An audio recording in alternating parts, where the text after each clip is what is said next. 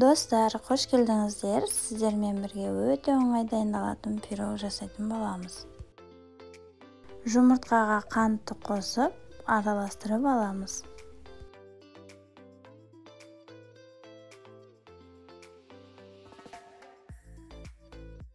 Үй температурасындағы сары май, un, қопсытқышымызды қосып, нанымызды илеп алатын боламыз.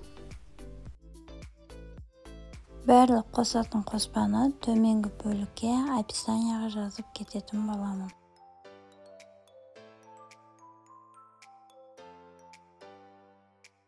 Достар, видео сіздерге ұнаса лайк басып, тіркеліп, қоңырау басымасын басып қойыңыздар. Алдағы уақытта түрлі рецептермен бөлісетін боламын.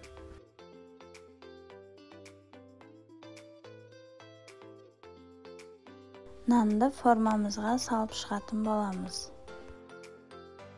Бетін әрлегенге нанның аздаған бөлігін алып алатын боламыз.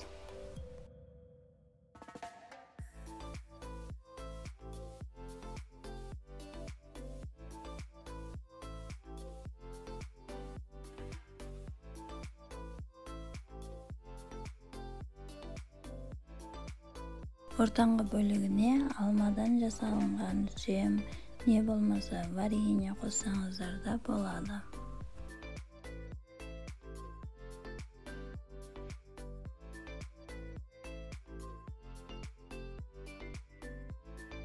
Ішін толығымен толтырып салып шығамыз.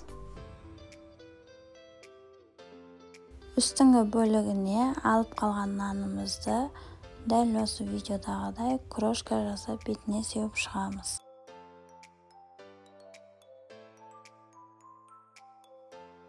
Духовкада 180 градуста 30 минутта пісіріп алдым. Өздеріңіздің пештеріңіздің қызуына қарай пісіріп алатын боламыз. Достар, менімен бірге болғандарыңызға рахмет. Пирогымыз өте дәмді, жасап көріңіздер.